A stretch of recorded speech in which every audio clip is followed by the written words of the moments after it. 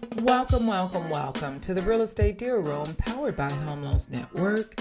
I am your host, Ebony Biko, a senior loan officer and mortgage strategist. And I've been doing this for over 25 years within the real estate investing world as well as mortgages. So when I tell you I know my stuff, I know my stuff.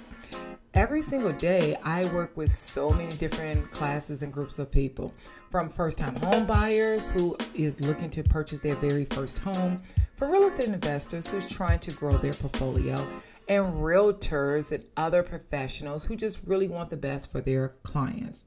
So I say that to say that you are in the right place. If you want to know everything about real estate, how to structure deals, or what's going on out there that can affect your deal, you got your girl here, Ebony B. Co.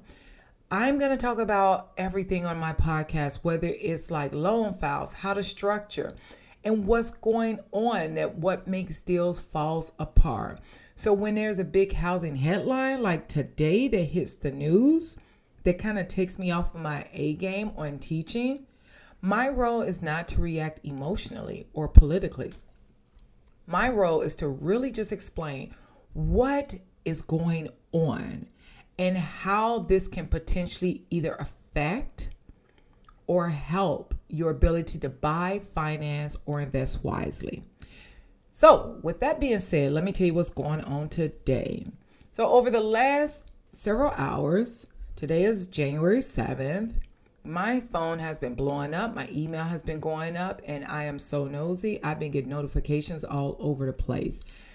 And those notifications is Trump and the investors. And I never talk politics, ever, not publicly like this. They want to know what's going on as far as the big institutions not being able to buy single family properties, single family homes anymore. I've been getting, Ebony, what's going on with Trump and these investors? Does this mean big firms can't buy houses anymore? Is this finally going to help first-time home buyers? Should I buy?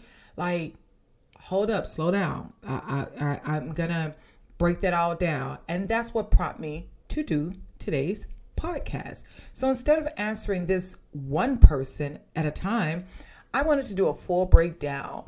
Whereas in a real mortgage reality world, you will be able to understand. No panic, no hype, no fear. I'm just going to create flat out clarity. So when that announcement took place and it rolled out right today, and all of a sudden the news media hit it, before we even go any further, it is important to understand how this conversation started. So Donald Trump publicly stated his intent to take steps to prevent large institutional investors from continuing to buy single-family homes, and indicated he would push Congress to codify those restrictions into law. So this statement was then picked up by all the national headline news, right, from different outlets, from the mortgage industry publications, which of course I get those all the time, and mainstream media, which included CBS News, National Mortgage Professional, and so on, BBC. I can keep going on and on and on. But once that happened, the headlines spread it quickly across social media and so many different industry circles. Here's the thing, and what investors need to understand. A public statement or intent was made. The media cycle did amplify it immediately. Industry professionals, even such as myself, began to discussing like what the different implications were. And consumers started reacting to the point that some stocks actually started dropping today. But at no point during this rollout was a law even passed. Were mortgage guidelines ever changed? Were transactions paused? Were investors legally restricted? Especially my foreign nationals. And I say that because I work with a lot of foreign nationals. What occurred was an announcement and a conversation, not an implementation, was actually made. And in lending, we operate on guidelines and a law, not headlines. So this is what was happening. The exact wording that triggered the headlines was, I will ban large institutional investors from buying single family homes. That is what Donald Trump said. That one sentence is powerful, and I understand why it was attention grabbing, right? But in real estate and lending, we don't stop at quotes. We break them down. And that is exactly what I'm going to do, break this down. What this statement means is, and let me be clear, a law has not been passed. I need you to understand that. A rule changed overnight has not taken place. Institutional buyers are not banned as of today, January 7, 2026. Deals are not being canceled, and buyers should not stop their plans of purchasing their dream home. Same thing with realtors. This was a policy proposal, not an enforcement. And it also could have been a threat. But unfortunately, these policy proposals and headlines can shake up the industry. It was intent, but it was not legislation. So understand that. Those distinctions are very critical. Now, let me explain what's actually happening right now. As it stands, I'm going to say this. There's no ban. No mortgage or lending guidelines have changed. Loan programs are operating normally. Sellers are still accepting offers. Investors are still buying homes. Closings are still taking place at the attorney's office and the titles companies. So with that being said, if you're buying right now, nothing has changed. If you're investing right now, nothing has changed. What has changed is the conversation, not the market. Whether it's rhetoric, whether it's factual, whether it's just a bunch of, a dog and pony show going on. But nothing has changed. This is where the most confusion part comes from. So I'm going to clear this up. When people hear investors, they think someone buying real estate or buying a rental. Someone is house hacking, meaning flipping properties. Someone with a few properties. That is not what the conversation is actually about. An institutional investor is a large organization such as a hedge fund, a private equity firm, Wall Street-backed real estate funds, large corporations. These entities buy hundreds or thousands of homes. They often pay cash. They buy quickly in a bulk. They target entry-level single-family homes or like distressed homes and distressed homeowners. And they use that to build long-term rental portfolio. They're not buying homes for them to live in. They're buying homes as a financial strategy. That is the distinction when it comes to understanding an institutional investor, which is a large organization. Now, the reason this became like such a big issue and how this conversation just really didn't come out of nowhere, because throughout the years, at least the last several years, a lot of large firms became major buyers. They competed directly with families using financing, even just like the small investors who's just trying to grow a portfolio. The cash offers actually, became more common. Starter homes became harder to access. So when buyers say, I'm not losing to another family, I'm losing to a company, that is actually frustrating. So for years, I was a realtor, and a lot of times my buyers was losing deals to these corporations, but you never knew who these corporations was. Now, don't get me wrong. Some were LLCs, meaning, okay, because I have LLCs and I buy properties in the LLCs. That's the different. But then there's the big corporation, the big hedge funds, the groups that comes together that have the money to say, you know what, I'm just going to buy up this huge portfolio right here. That experience is what has been driving this national conversation, unfortunately. So let me say this. If you're a first-time home buyer and you're actually listening to me right now, which I would love you to continue to listen to me, I want to speak directly to you on this. If in the future a large institutional investor was restricted from buying single-family homes, yes, this actually could help in some markets. It can actually mean less cash competition, homes staying available longer, sellers more open to financed offers, and less pressure to rush or waive protection. That's the upside. But let's just keep it real right now in reality, because I'm always finding the pros and the cons, but right now it's the reality. Policy does not replace preparation. Even in the common market, like, you still need prepared credit, a down payment strategy, the right loan program that's going to meet your needs. A clean documentation, meaning verifiable, a lender who can structure your deal and approve it properly. No political announcement fixes will even help this, right? No headline fixes when it comes to income documentation can even help this. So with that being said, I'm going to give you an example, okay?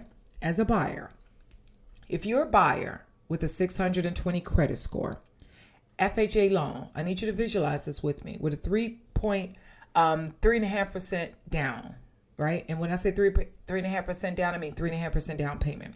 Right now, you might be losing to a cash buyer because that cash buyer say, you know what, I'll just buy this in cash. I don't have to get financing. I don't have to go through the appraisal process. Because one thing about going through FHA versus conventional, those FHA appraisers do not play. If they say this needs to be fixed, this needs to be fixed before the property can even be sold. So FHA is very strict when it comes to the appraisals to make sure that you are not buying a lemon and they are not investing in a lemon. Okay. So again, you will more than likely lose to the cash buyer. If investors act slowly, your finance offer could be more competitive. Sellers may be willing to accept that offer, but only if your loan is strong and ready. So what I mean is, if a cash buyer, if the house is listed for sale for $175,000, a cash buyer comes in and says, I will purchase this home for $125,000. And to be honest, if they see that you don't have a mortgage, you're probably going to purchase it for $100,000 or maybe even $75,000. So you would never get the full thing. But what they're saying is, I'll purchase it for $75,000 and I can close in 5 days, period, point blank. I'm just going to, look to see if there's any liens or anything on a title, any kind of mechanical liens or whatever. That's all they're going to do. But then you, first-time home buyer, wants to purchase this property and you're willing to offer $175,000. But the problem is you're willing to offer $175,000 in a loan that can take 30 to 45 to possibly 60 days versus somebody closing within 5 days based upon them just doing their due diligence. Okay. So that is the difference. You can potentially lose out on a cash buyer. It's up to the seller who's selling the property to be willing to be patient to accept the full offer from you. And if it's an FHA deal, hoping there's not a lot of repairs that the FHA appraiser is asking. Unlike the cash buyer is going to accept their property well below market value and well below your asking price. And they're going to accept it as is. So definitely make sure your loan is always strong. Make sure you always have a pre-approval before you even go out with a realtor. Make sure you always have a pre-approval before you even accept, before you even make an offer and present a contract. And make sure your pre-approval is from a reputable company. Because just because you get a pre-approval does not mean it's reputable. And understand there is a difference between a pre-approval and a pre-qualification. So you need a pre-approval, not a pre-qualification. There's a big difference. Now, let me talk to my investors here, right? I want to speak to my investors and I want you to listen closely. This proposal is not about banning investing. So if you own a few rentals, this is not going to affect you. Using DSCR or traditional financing, it's not going to affect you. If you're investing locally, it's not going to affect you. If you're trying to hold long term, it's not going to affect you. You are not the target of this conversation. This discussion focuses on large scale corporates buying, not individuals or small investors. That said, investors should always pay attention when housing becomes a policy topic. And the reason why I say this is because I want my investors to adapt to what's going on, but don't be afraid at the same time, and do your research as to what's going on. Don't let policies and politics make your decision as to how you are going to invest when it comes to your passion, your dream, your want, which is real estate. When it comes to like, let's say investors, I'm going to give you some just simple examples. DSCR loans is still going to be working right now. Okay. Fix and flip loans right now, today, is still going to be working. Small multifamily investing may become even more attractive, but capital doesn't disappear, but it will end up getting basically reallocated. Now, on the real, how this is actually going to affect like the market in real terms, if something like this ever does become law, here's what would more than likely happen and what we'll see over time. Slower prices growth when it comes to entry-level homes, meaning the prices are going to grow but slowly. More breathing room for financed buyers, institutional capital shifting into other assets claim, but also rental supply tightening in certain areas. What that means is less rental housing. Everybody cannot afford to buy right now. Rent pressure is going to increase, so which means it's a possibility the rents are going to increase because the shortage of rentals is not available. Okay?